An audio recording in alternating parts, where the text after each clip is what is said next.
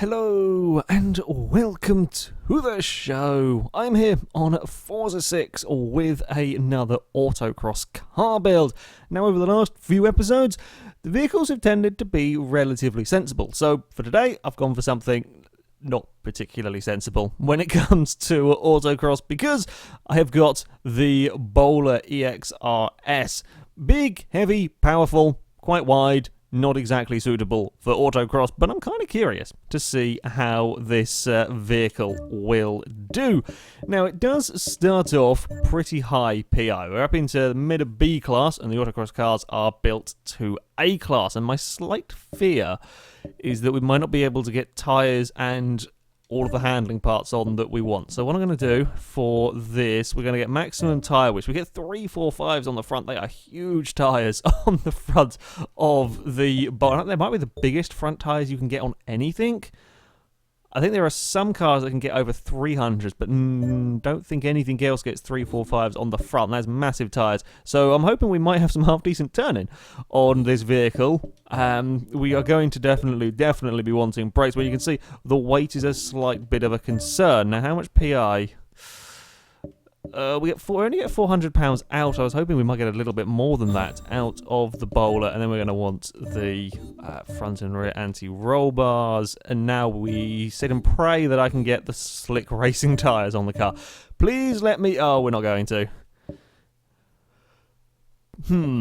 Okay, this is the choice. We can either go for sport compound tyres, but... yeah, we either go for sport compound tyres and have the weight reduction and the handling bits, or we go for race tyres, but we won't get the full race weight reduction. I think we're going to have to... I think going for the sport tyres, maximum tyre width, and the weight reduction is the better way to go with this vehicle. So that is what I'm going to be doing with the Bowler. That is the downside of having a higher PI car. You have to compromise with the build. I mean, we've got 550 horsepower. That's a lot of power. Probably the second most powerful vehicle we've had go around here behind the Tesla. So, that's a decent amount of power. It's just, will the weight be too much? Will it be able to change direction well enough through the gates? That is the concern with the Bowler. We might be able to get some... we have to drop the PI a little bit with these, but it's not going to be... oops, I didn't mean to do that. We can drop the PI a little bit with these, but it's not going to be enough to get the tyres on. And it actually increased a little bit with the front splitter. Yeah, it's not going to be enough. We're not going to find like 17 PI, I think it was, that we needed to... I don't think we can we can do that. Other parts that you can sometimes put in if you have a roll cage that can go in, but of course there's already a racing truck, so it's already got a roll cage put in. Sometimes that increased weight can cause the PI to drop, but either way it's not going to be enough for this. Driveline can go in. Will we fit a gearbox? No, we won't fit a gearbox in. That's big PI gains. We'll put a clutch in though while we are here. May as well stick differential in. And I'm really hoping that the flywheel will add 1 PI. Please add just 1. There we go. Okay, that works for me.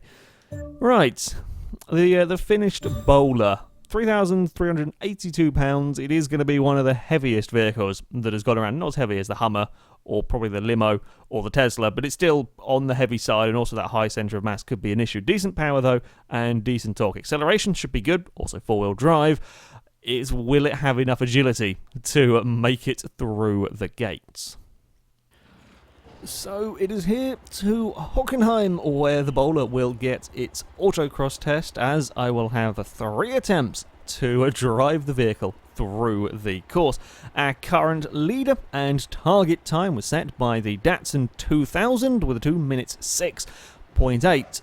And I will be honest, the chances of the Bowler getting near that are very slim. I don't expect to see this challenging towards the top of the table. However, I'm kind of thinking we may possibly, if this can change direction well enough, we may see it around the Tesla mark, sort of the 2 minute 10, 2 minute 11 area. Maybe, because there's decent power and there's not actually quite as much weight in this as you might expect. So possibly we could see the Bowler around that part. It's all going to come down to how well will this deal with the quick changes of direction and so on, and how good the brakes are as well. That could be a slight concern. Right, up towards the first gate. Actually changed direction quite well. Whoa, okay, we've got some It changes direction quite well. It doesn't quite put the power down as well, though. They've got surprisingly large amounts of oversteer through there. Yeah, actually, change of direction is pretty impressive on here. Now, we're not going to be carrying 110. Ooh! Okay, new issue with the bowler. It goes up onto 3 wheels. That's not what you want to have happen when trying to go through a very, very fast gate. Okay, that is a problem I didn't foresee, and I'm now very, very glad I didn't end up with race tyres on here as well, as I think grip roll could potentially be an issue with this bowler. Damn, I wasn't expecting that as a problem. Right, that might be a little bit more of an issue. Again, we're on 3 wheels, maybe even 2 wheels at some point for that section down there. That is a new thing. That is not a thing I've had to deal with in vehicles before for autocross. I mean, I say like oversteer is really bad for autocross. Okay, which yes it is. You know what's worse? Having a truck going up on 3 wheels. That's a lot worse. That's an awful lot worse. Holy crap. Right. Caution is going to be quite important then whenever we get to a fast section. I mean, this is quite an oversteery truck, I think, which is surprising. I wasn't really expecting to see that from the bowler. Oh, good God, yeah, it goes on 2 wheels. It grip rolls. Yay! Yay for having about the most difficult thing imaginable to drive.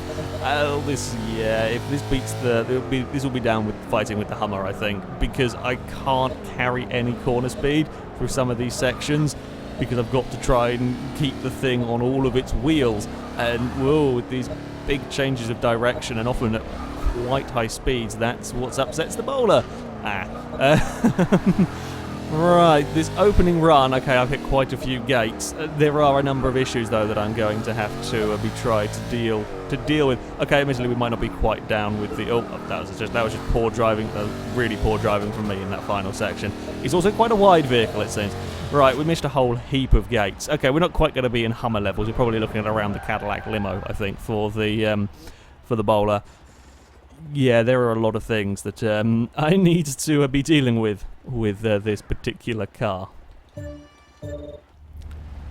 On to the second attempt for the bowler, and I've got to find a way of stopping it from getting up onto 2 or just sticking 1 wheel in the air. Because of course, the second you do that, you lose control, and losing control in an autocross course is a very, very bad thing. Yeah, my immediate impression was it actually does change direction pretty well through the likes of that opening gate, and the brakes are pretty damn impressive on here as well.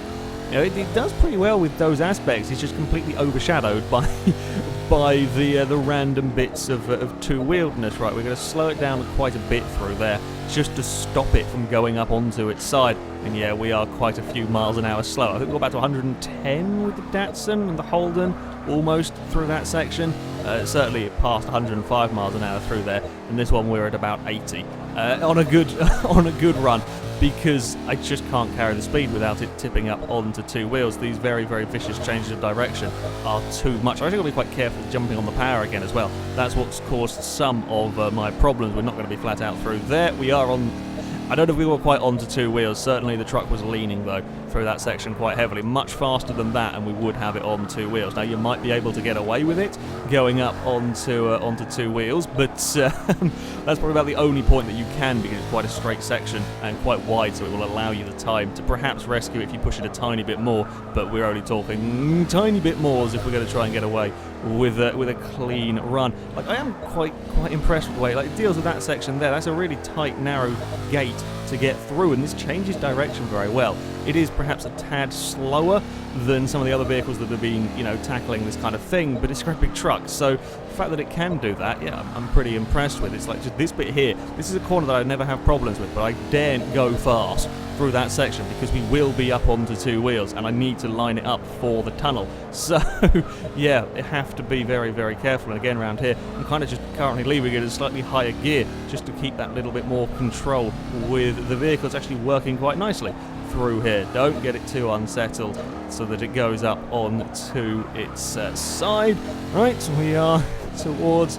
Somehow I managed to keep this all together by being just that little bit more a little bit more cautious with the bowler. Oh, we've overshot slightly down there, but it has got that front end turning. It's got that grip to get away with it when you do that. We cross the line. It's a 2:20.1. It's quicker than the Cadillac Limo. Can I get any more time out of it though? That is the question.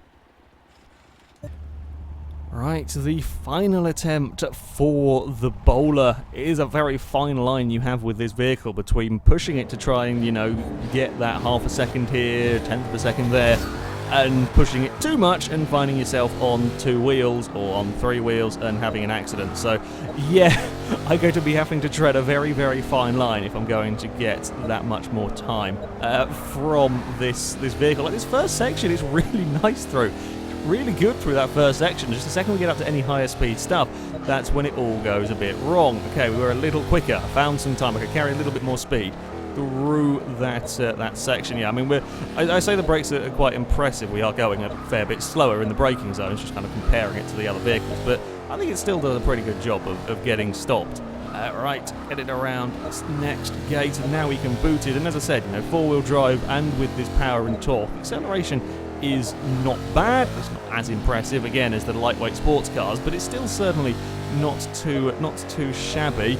Right, some more speed around there. I'm pretty sure we were lifting up onto 2 wheels a little bit on that part, which is always good fun. God dear, this is definitely one of the biggest challenges I've ever had to drive around. I think, oh no, I saved it. Of all of the vehicles I've driven around the autocross course, I think this is the hardest. Even a 900, was it? No, it wasn't quite 900. Was it 700 horsepower front-wheel drive limo and the Hummer? I think this is harder to drive than all of them. It's an interesting challenge, just not massively fast and quite scary at times. I can't believe I managed to save that on 2 wheels without completely ruining the run. Oh, bloody hell. Alright, get it stopped through here. I want to carry more speed around this section, but you saw what happened. Trying to... Oh, no, we got a wibble on coming into the tunnel. We got away with it again. You saw what happened as we did that transition from the normal layout to the national layout. That is not a particularly fast gate that the truck got up onto 2 wheels. It just doesn't take that much at all through these gates. Got to be so gentle, so smooth with the steering. I'm not really sure we're going faster. I think I got one of the earlier gates quicker, but that 2-wheeled moment and the slight wobble coming into the tunnel, I think might have cost us on this particular run. Get it turned in to these last gates. All the, oh God, the 3-wheel bits. I don't think it was going that much quicker anyway. If it bucked up onto 3 wheels, and I just lost control of the truck there. Yeah, I don't think that run was going any better. So a 220 is surprisingly respectable for this bowler. As I said, this is by far the most difficult thing I've ever tried to drive through an autocross course. Especially the challenges of this course. On a very slow, twisty autocross, this probably wouldn't be that bad. The oversteer would perhaps be a little bit of a pain, but the initial turn-in is pretty good. The brakes feel pretty good. The actual suspension, it doesn't wobble around too much on the suspension. The problem is the second we try and go to a medium or a higher speed gate, and there are quite a few of them on this Hockenheim circuit, it goes on 2 wheels. And you have to be very cautious through those high-speed gates, so you're constantly losing time, and there's just the constant fear of it going up onto 2 wheels, or going up onto 3 wheels even, and the second a wheel is off the ground, that's it. I got away with it once on that final run. I couldn't get away with it the second time, though. So, yeah, the bowler is bloody difficult to drive. That 220, though, it does put it into 17th place. It beats the Cadillac Limo. It beats the Hummer by quite a margin. In fact, it is some 5 seconds down on the Lotus Carlton and the Fiat 8V. Incredibly tough vehicle to drive autocross with. Have a go with it. It's certainly a real challenge getting this around an autocross course. But anyway, that is it from me. Thank you very much for watching, and until next time, goodbye.